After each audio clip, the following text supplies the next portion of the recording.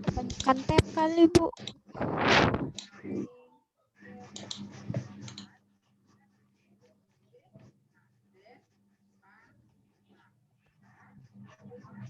Bentar Bu Bulan cek dulu ya.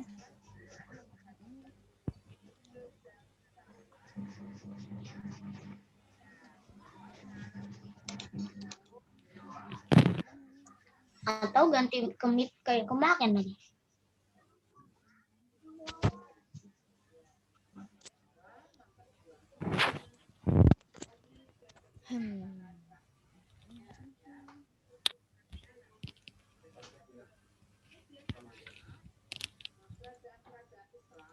Ganti Google Meet aja, Bu. Lancar. Sekarang udah dengar belum?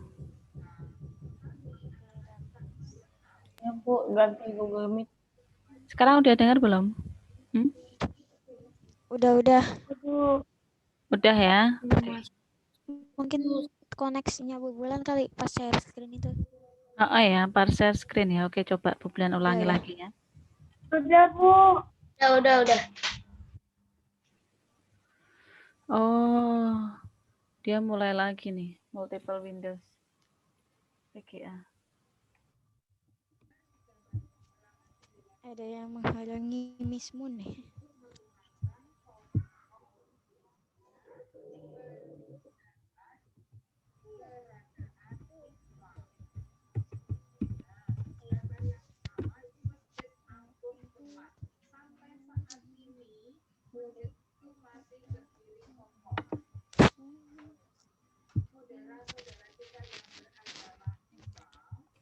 Udah kedengeran belum suara Ibu?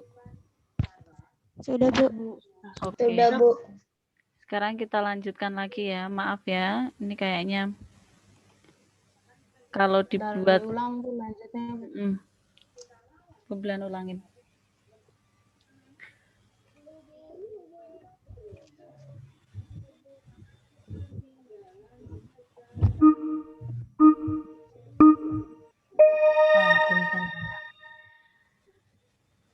Menu yang terdapat pada aplikasi STIKZ ada apa aja? Dibuka semua mute-nya. Dijawab apa aja? File, figur, edit, Windows, figur, arrange, view, window, help. Ya. Kalau page layout, ada home, ada insert, itu ada di Office. Ya. Oke. Sekarang lanjut lagi. Bagian tersebut sebagai tempat di mana STIKZ kita akan beraksi pada layar. Disebut apa? Nomor 2. Workstage. Kalau frame beda ya. Ini namanya workstage. Kalau frame yang mana kira-kira? Frame yang bukannya yang untuk nambah itu ya. Yang ada di bawahnya ya, yang ada di bawah workstage. Workstage. Biasanya sih ada yang disebut sebagai work screen. Gak apa-apa, itu sama aja. Work screen, workstage itu sama aja. Sekarang nih, segmen terdiri dari garis dan lingkaran yang membangun suatu gambar. Di bawah ini yang dimaksud dengan segmen adalah yang mana? Nomor 3. Yang ini? Kok di layar nggak muncul ya, Bu? Ya, Bu. Nggak muncul. Muncul ini. Yang lainnya muncul nggak di layar? 3. Muncul. Muncul. 3. Nomor 3 ya. Udah. Oke. Kalau yang ini namanya apa? Nomor pertama. Add circle segment. Add circle. Kalau yang nomor 2? Add segment line. Add line ya. Add line. Nah kalau ini segmen. Segmen apa ini namanya? Segmen garis lurus. Bahasa Inggrisnya apa? Line. Kalau ini? Notes. Tepatnya single note. Nah, oke.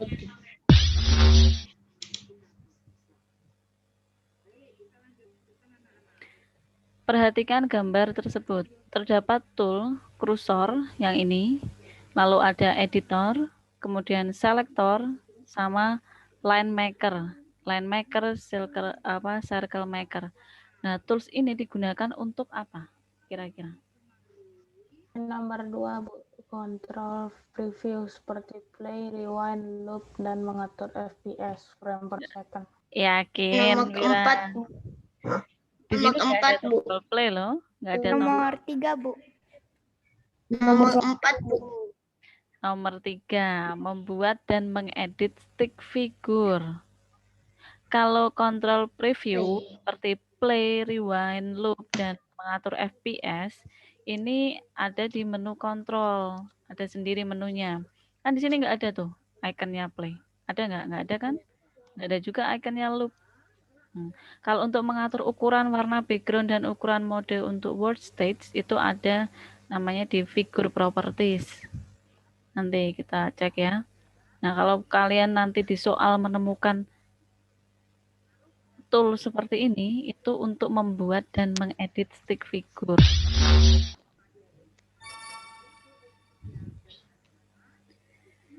Di bawah ini jenis-jenis animasi menurut Hofstadter. Tadi sudah apa? 2. Apa? 2 itu apa? Frame animation, Terus? computation animation, vector animation. Frame animation, morphing, computational animation, vector, dan animation itu ada di bukumu halaman 36. Ya, di buku halaman 36 itu ada semua. Kalau kemarin yang mengerjakan latihannya dengan serius, pasti dia tahu. Kalau kemarin yang cap-cip-cup cuman ABCD, Tahu, Bu. itu tuh yang harus dibetulin. Nama dari gambar tersebut adalah apa ini namanya tadi? Single note, single note. Single note. Kalau Bu Blian sebutkan notes, betul atau salah? Salah. Salah.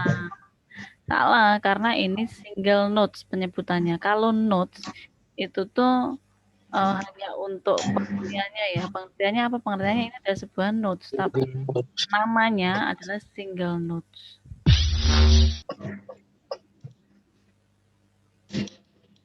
Oke, lanjut. Suatu animasi yang dibuat untuk memindahkan objek berdasarkan koordinat X dan Y. Apa? Berdasarkan Computation animation. Iya, betul. Computational animation. Computation. Suatu animasi yang dibuat dengan mengubah objek pada setiap frame. Apa? Frame animation. Frame animation. Frame. Nah, Frame animation. Oke, good. Frame animation.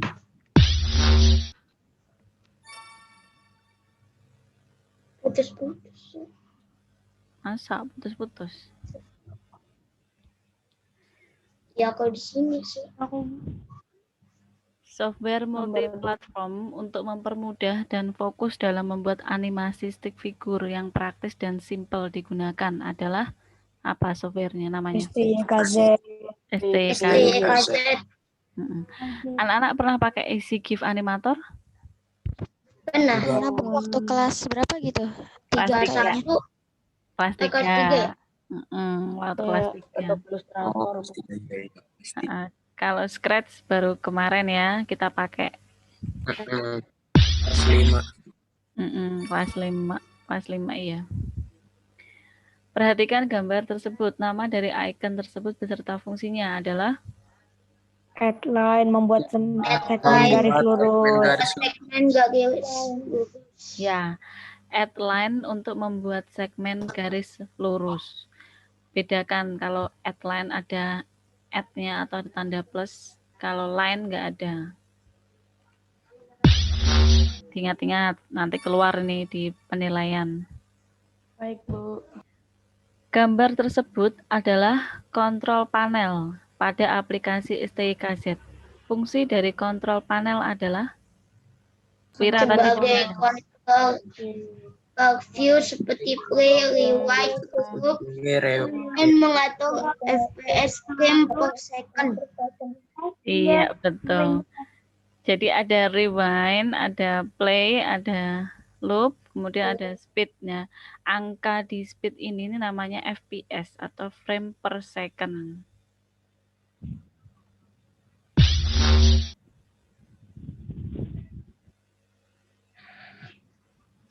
Perhatikan gambar. Fungsi dari tool pada gambar tersebut apa? Ini banyak anak-anak yang salah nih di new frame. New frame itu untuk menambahkan frame pada aplikasi STYKZ. Iya betul. Ada anak yang dia, Bu itu kan new frame, berarti membuat frame baru. Kurang tepat ya.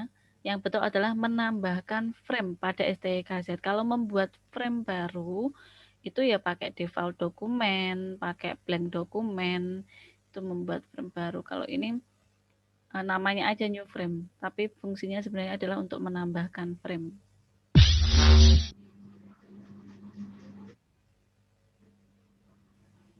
Fungsi dari icon loop adalah Untuk menggerakkan animasi berulang-ulang. Untuk mengedit animasi berulang-ulang. Menggerakkan animasi berulang-ulang. iya, menggerakkan animasi berulang-ulang. Bu Blan kasih tahu lagi ya. Di komputer itu toolsnya berbagai macam ini menggunakan bahasa Inggris. Nah, kalau anak-anak kesulitan, kamu tinggal ubah aja jadi bahasa Indonesia. Loop, kamu cari artinya di internet. Loop kan artinya ulang. Oh, berarti fungsi ini untuk mengulang. Mengulang apa? Kamu lihat konteksnya lagi. Mengulang animasi. Kalau itu ada di sebuah aplikasi animasi. Jadi untuk menggerakkan animasi berulang-ulang.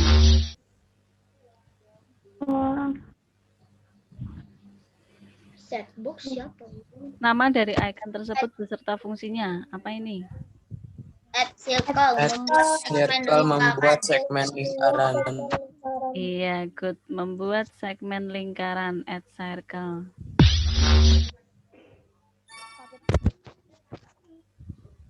Nomor 1 dong. Di Di bawah bawah ini ini yang yang termasuk kelebihan aplikasi STYKZ apa? Dapat langsung diedit pada halaman. Masih dapat langsung diperbaiki pada halaman kerja. Iya, betul. Animasi dapat langsung diperbaiki dari halaman kerja. Tidak hanya itu ya. Gambar dapat dianimasikan pada satu poros tertentu. Itu juga ada di halaman 38 di buku komputermu. Nah, nanti hal-hal yang dapat diketahui dari program aplikasi STYKZ ini muncul nih nanti di penilaian harian.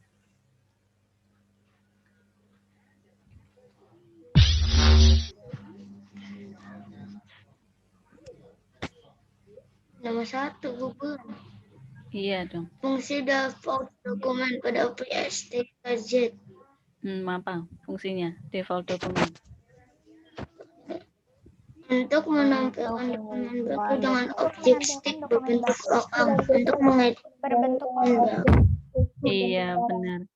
Untuk menampilkan dokumen baru dengan objek stick berbentuk orang.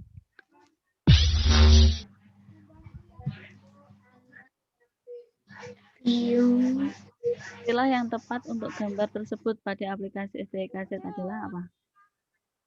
Figure. STYKZ figur. Nah, benar. STYKZ figur. Bedanya apa sih sama pivot to figure? Kalau pivot bukannya badannya lebih kurus ya? lebih kurus. Kalau pivot itu badannya lebih kurus. Kalau STYKZ figur kayak bintangnya. Nah, jadi dia agak tebal. Oke, lanjut. Seniman yang menciptakan berbagai ragam gambar yang akan membentuk ilusi seolah-olah bergerak. Animator. Iya. Nah, animator ini dapat bekerja di dalam bidang apa aja sih? Menurut anak-anak. Membuat animasi. Pembuat animasi jelas. Nah, ini bergeraknya kira-kira di bidang apa ya kalau di dunia pekerjaan? Bidang seni. Iya, bidang seni. Maksudnya tuh Apa namanya tuh? Guru lah, guru animator. iya bisa animator tuh bisa di guru bisa. Oke. Lalu dia biasanya bergerak di bidang Apa ya? film. Oh iya, bisa. Terus kalau buat anime, orang-orang yang membuat anime, nah itu Bisa buat film kemudian juga. buat film, terus bergerak di bidang televisi, di bidang video game dan internet ya tentunya. Ya, yang ada efek-efeknya gitu ya. Mm-mm. Aduh, ini yang bukan Sarjana game. Jenis animasi vector animation apa? Suatu animasi. Suatu animasi yang dibuat dengan membedakan objek berdasarkan koordinat X dan Y. Nah, no. Suatu animasi buat dengan mengubah bentuk Suatu bentuk. Yang mana? 1, 2, 3, atau 4? 1, 5. Satu. 1. Yakin? 1. Coba lihat di bukumu halaman 36. 4, Bu. Iya, 4. 1. 4 ya. Suatu animasi yang dibuat dengan mengubah bentuk suatu objek. Jadi, bedanya vector animation sama frame animation. Kalau frame animation itu membuat animasi yang dibuat dengan mengubah bentuk suatu objek pada sebuah frame. Ada kata-kata frame di belakangnya. Kalau vector animation, dia hanya sampai kata-kata objek. Suatu animasi yang dibuat dengan mengubah bentuk suatu objek. Jangan sampai terkecoh ya di sini. Lalu kalau untuk X dan Y, berdasarkan koordinat X dan Y itu namanya computational animation. Kalau peralihan suatu bentuk objek ke bentuk objek lainnya dengan memanipulasi lebih dari satu frame, apa?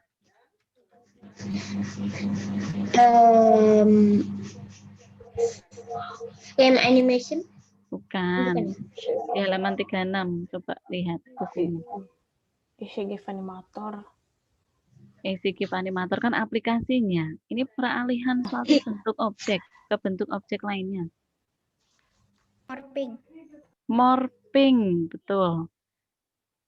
Morphing adalah peralihan suatu bentuk objek ke bentuk objek lainnya dengan memanipulasi lebih dari satu frame.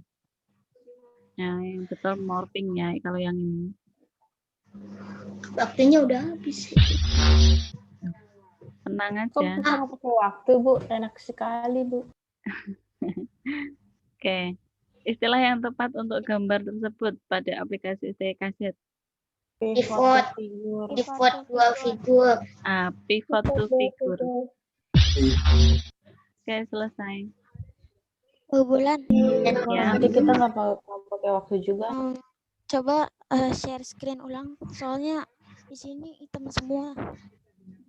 Hitam semua. Aku ada yang hitam kali.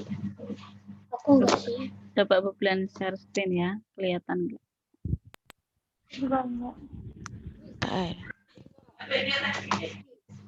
Kelihatan nggak? Kelihatan. Oke. Udah Ya. kelihatan. Oke. Jadi kurang lebih seperti itu ya untuk pelajaran komputer hari ini. Kira-kira ada yang mau ditanyakan nggak?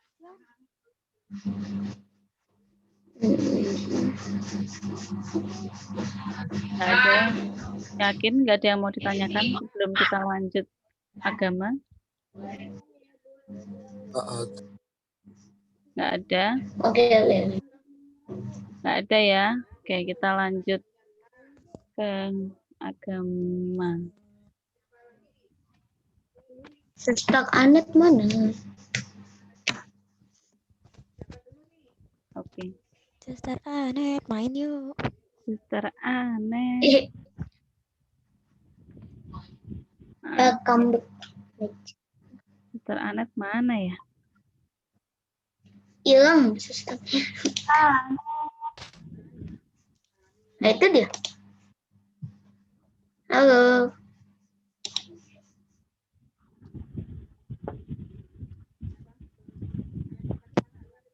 Semuanya. Setengah Anet ngambek. Selamat pagi semuanya. Selamat pagi. Pagi. Pagi. Pagi, Suster. Dengar suara suster? Dengarkan. Oh, tadi nggak bisa berarti. Tapi kurang kencang. Kurang kencang Bu suaranya. Sudah kenceng, Suster. Dadah. Oke, anak-anak. Semuanya hadir tidak ini? 24. Tidak Enggak. hadir semua ya? Semuanya hadir, Suster. Kan 31 anak. 22 Suster yang hadir. Ini 24 tempat saya.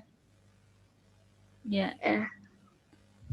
Oke, anak-anak yang terkasih, minggu yang lalu kita belajar tentang seluruh pribadi Yesus mewartakan sabda Tuhan, mewartakan kerajaan Allah ya. Jadi tidak hanya dengan kata-kata dan perbuatannya, tetapi ternyata seluruh pribadi Yesus itu menghadirkan kerajaan Allah.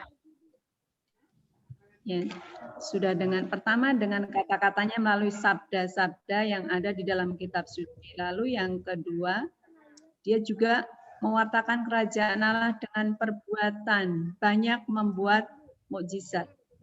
Ya.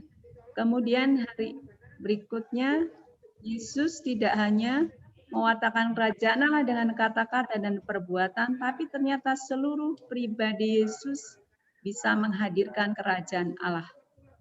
Dan kita hendaknya juga diharapkan untuk meneladan apa yang sudah dibuat oleh Yesus, bahwa kita bisa menjadi saksinya di mana saja kita berada. Nah, pada hari ini kita akan melanjutkan pelajaran kita, yaitu ke-13, tentang sifat-sifat gereja.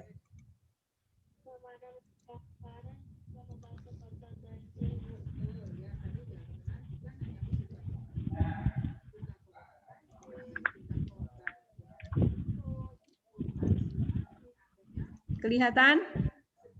Kelihatan. Ya, sifat-sifat gereja itu pelajaran ke-13. Anak-anak ada buku ya, nanti dibuka ya. Sekarang mulai dibuka. Halaman 147.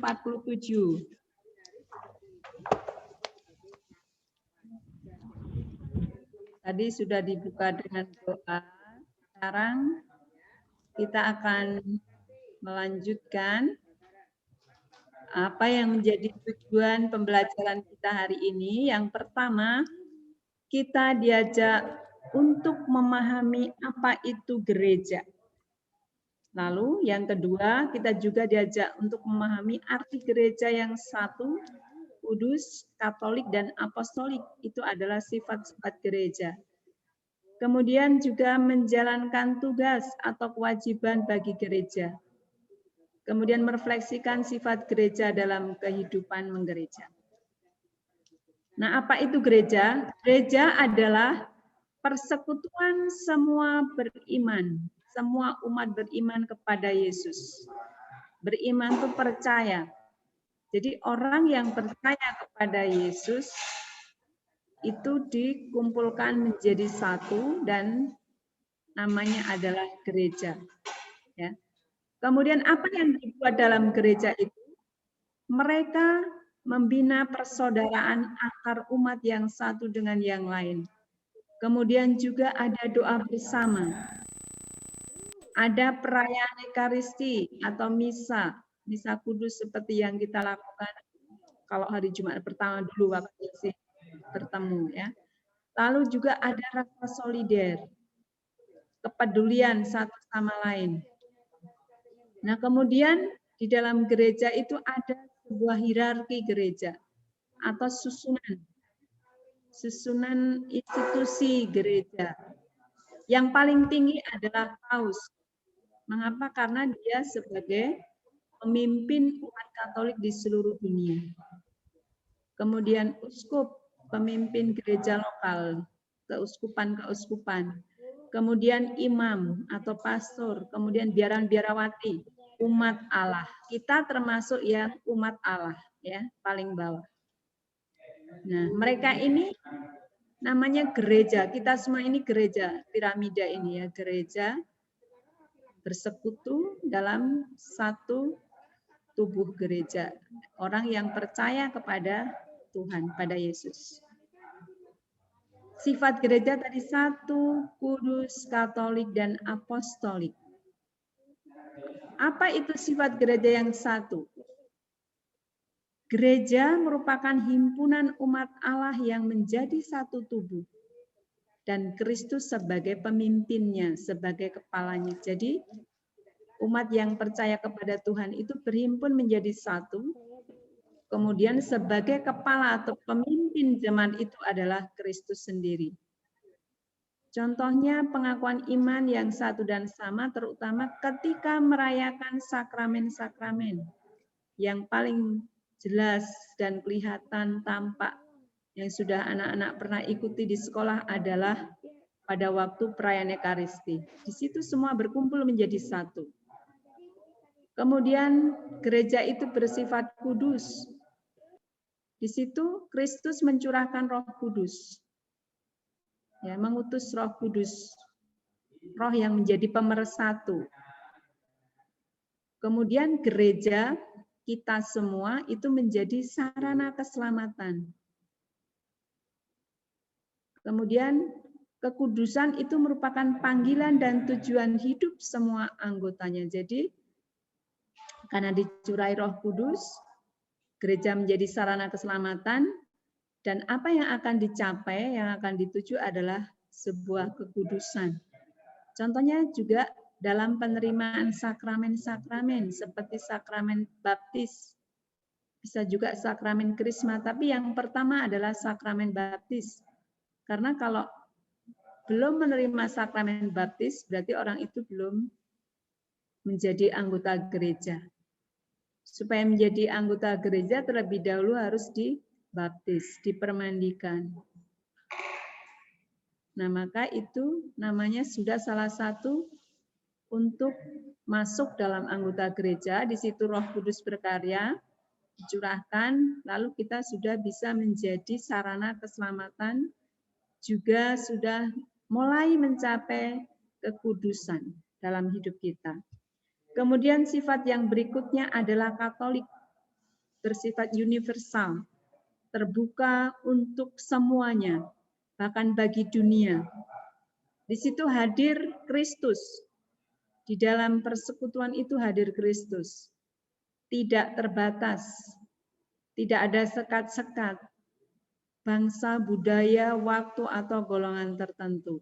Jadi semuanya bisa datang karena Katolik berarti terbuka untuk semua. Ya.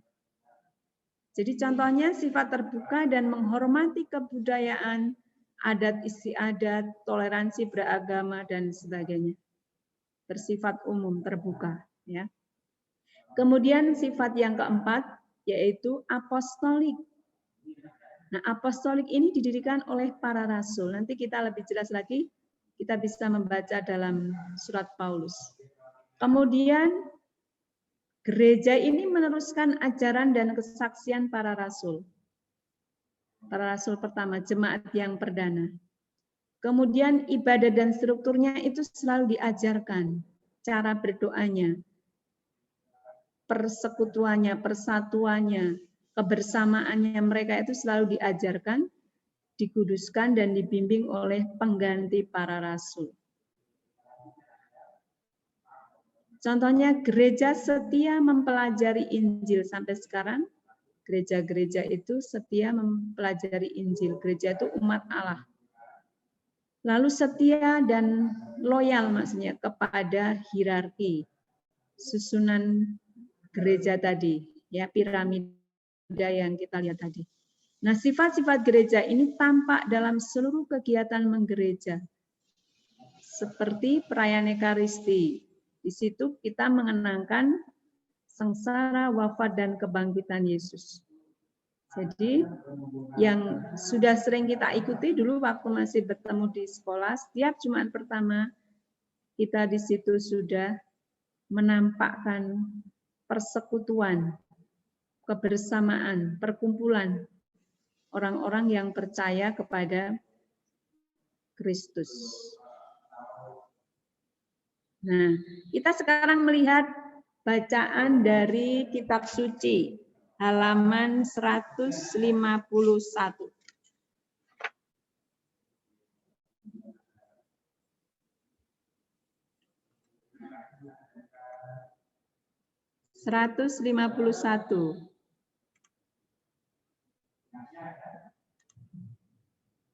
Sudah ketemu?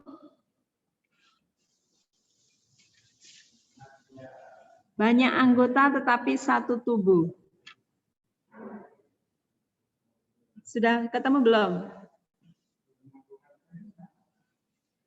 Sudah ya? Dian, baca. 1 Korintus bab 12 ayat 12 sampai dengan 31. Yang lain menyimak ya.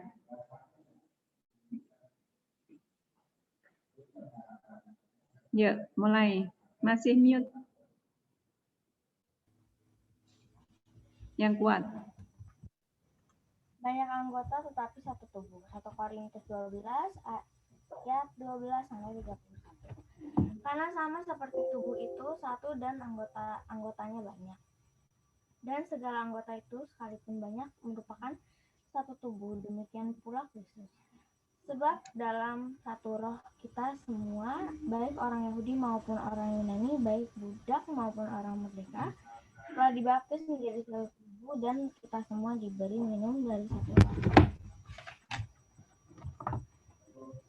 Karena tubuh juga tidak terdiri dari satu anggota, tetapi atas banyak anggota.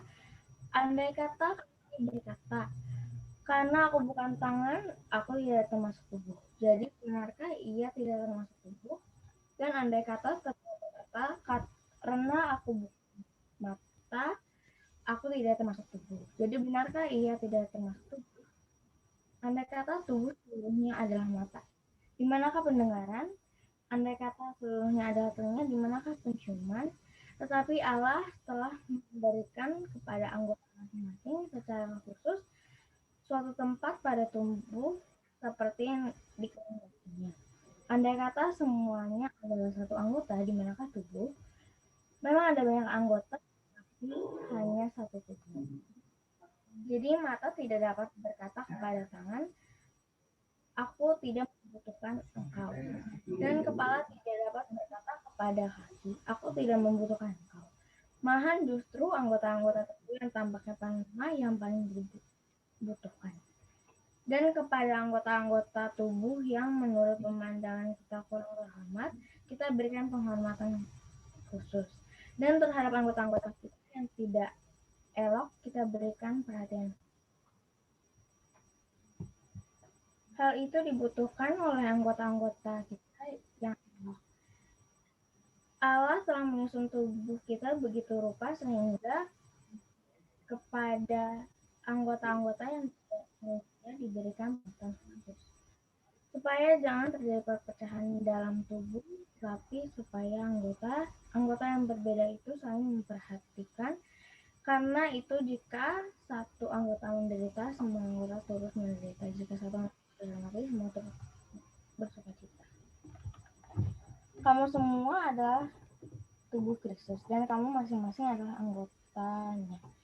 Dan Allah telah menetapkan beberapa orang dalam jemaat. Pertama sebagai rasul, kedua sebagai nabi, ketiga sebagai pengajar.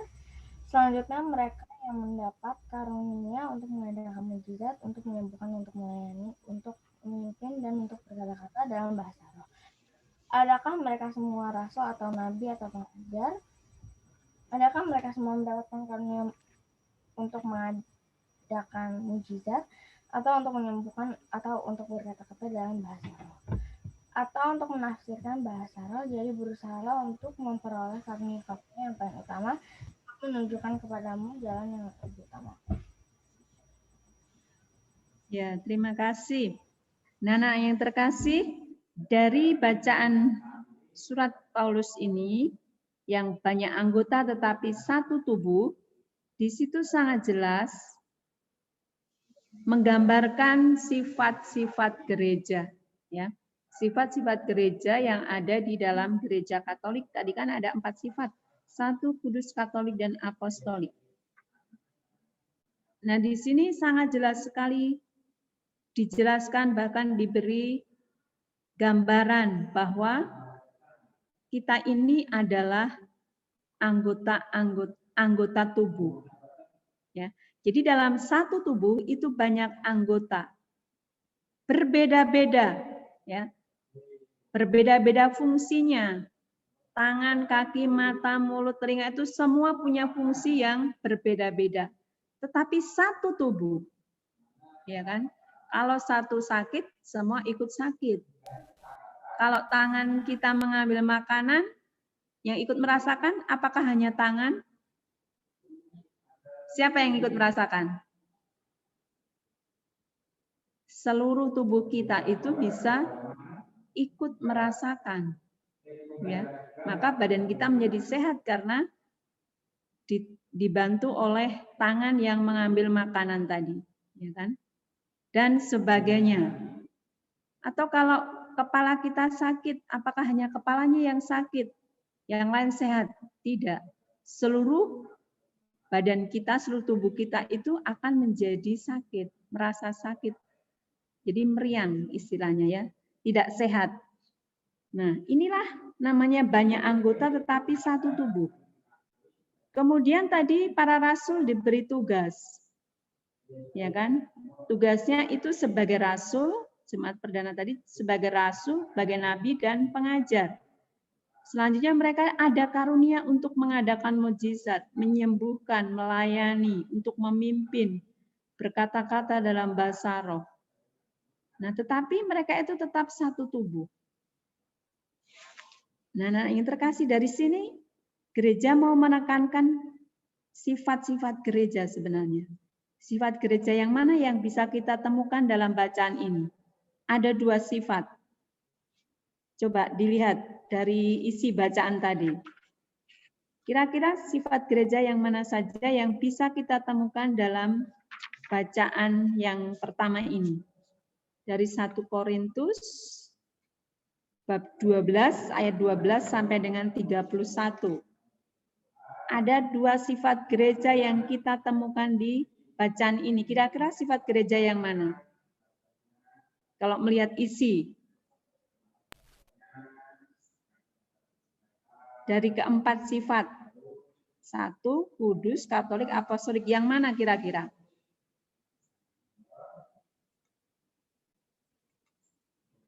Ada yang bisa menemukan?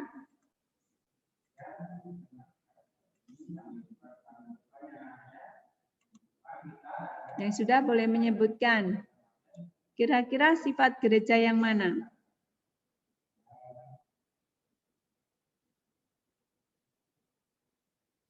Ada enggak yang sudah menemukan?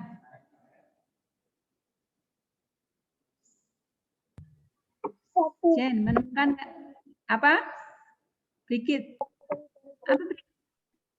Apa Brigit? 1 dan kudus. 1 dan enggak jelas. Gereja yang 1. 1 dan kudus. Satunya benar. Gereja yang 1 itu benar. Sifat gereja yang 1. 1 lagi belum benar. Ayo.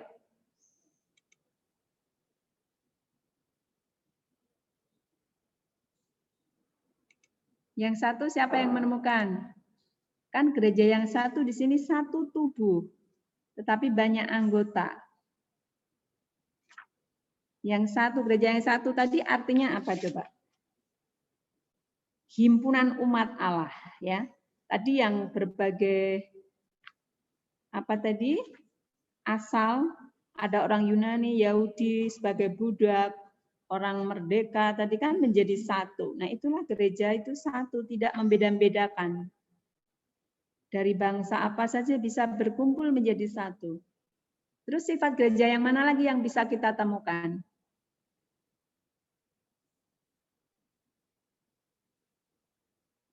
Bintang menemukan?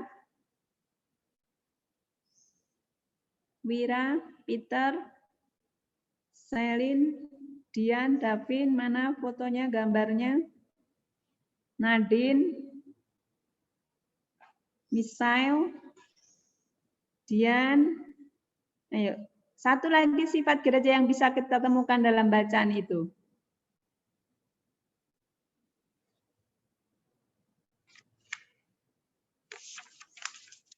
Sifat gereja yang terbuka tadi untuk semua. Apa itu? Bekerja sama. Apa? Yang tadi artinya gereja itu universal, terbuka untuk semua.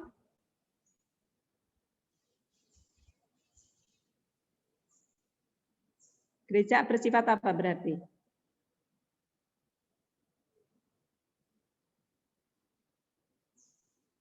Bersifat apa anak-anak?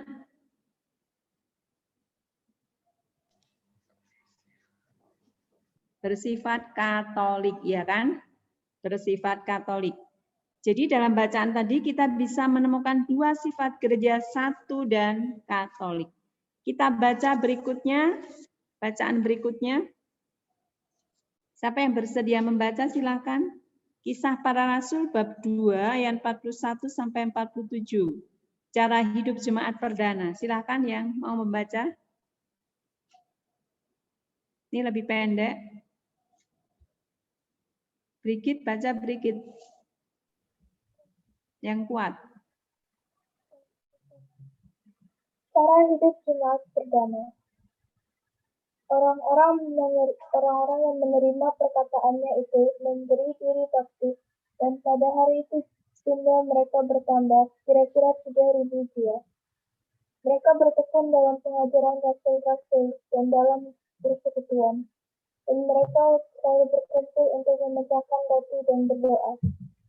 Maka ketakutanlah mereka semua, sedang rasul itu mengadakan banyak mukjizat dan tanda, dan semua orang yang telah menjadi percaya satu-satu, dan segala kepunyaan mereka adalah kepunyaan bersama, dan selalu ada dari mereka yang menjual harta miliknya, lalu membagi-bagikannya kepada semua sesuai dengan keperluan masing-masing. Dengan bertekun dan dengan sehati, mereka berkumpul tiap-tiap hari dalam bait Allah. Mereka memecahkan roti di rumah masing-masing secara bergilir dan makan bersama-sama dengan gembira dan tulus hati sambil memuji Allah. Dan mereka disukai semua orang, dan tiap-tiap hari Tuhan menambahkan jumlah mereka dengan orang yang diselamatkan. Terima kasih, Brigit. Ini adalah cara hidup jemaat yang perdana. Mereka yang datang itu memberi diri dibaptis. Kemudian caranya hidup mereka itu bertekun dalam pengajaran rasul-rasul dan dalam persekutuan. Artinya setiap kali berkumpul mereka. Ya, berkumpul untuk memecahkan roti dan berdoa. Berarti mereka itu merayakan Ekaristi di situ, ya, memecahkan roti dan berdoa. Maka ketakutanlah mereka semua, sedang rasul-rasul mengadakan banyak mukjizat dan tanda. Tapi setelah melihat cara hidup mereka, banyak orang yang menjadi percaya, tetap bersatu. Dan bahkan kepunyaan mereka itu menjadi milik bersama. Ya. Mereka menjual harta miliknya lalu dibagi-bagikannya kepada mereka yang sangat membutuhkan. Bertekun dan sehati, mereka berkumpul tiap-tiap hari dalam bait Allah, memecahkan roti secara bergilir, makan bersama dengan gembira dan tulus hati. Jadi, cara hidup jemaat mereka itu sangat menarik. Maka banyak orang kemudian datang bersatu minta dibaptis, akhirnya berkumpul bersama, hidup bersama.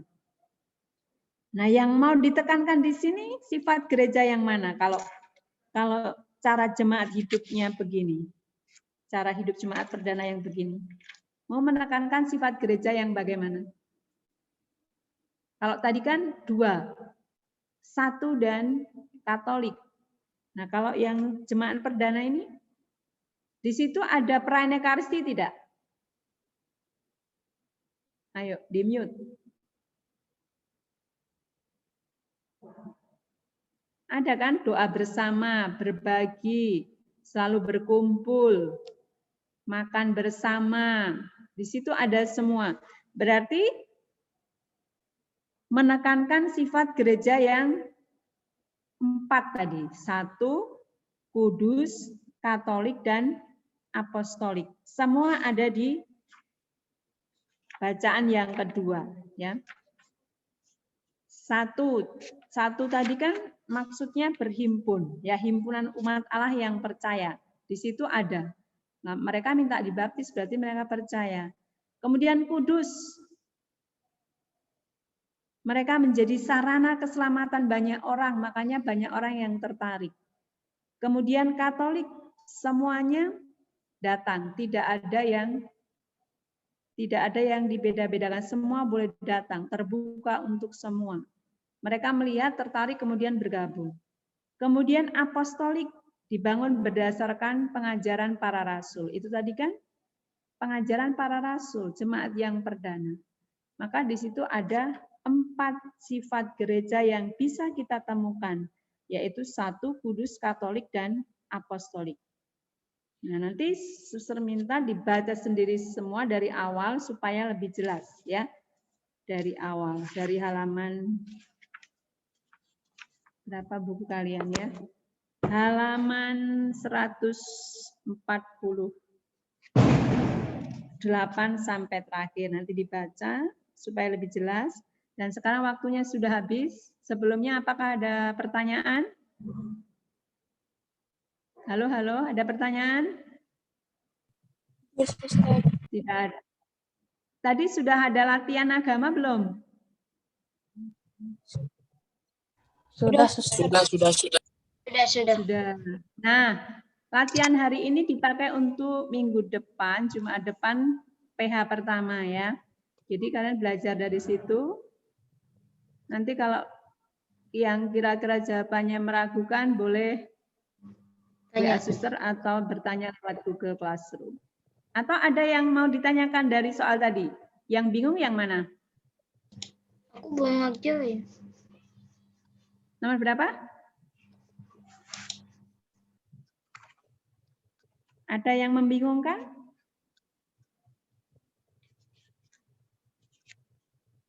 Ada nggak apa bisa semua? Sekarang KKM 75 ya. Jadi kalau yang di bawah 70 itu remedi, yang 75 ke atas lulus. Bisa semua tadi? Bisa? Oke, kita akhiri sampai di sini. Silahkan ada yang menutup doa. Nah, yuk, pelajaran agama harus berani menutup dengan doa. Silakan, sudah tidak akan menunjuk. Sudah kelas 6, harus berani sendiri, tampil sendiri, tidak harus disuruh.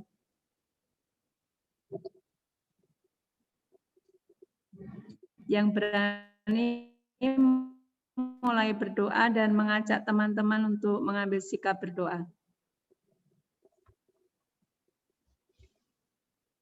Oh ya, silakan dikit.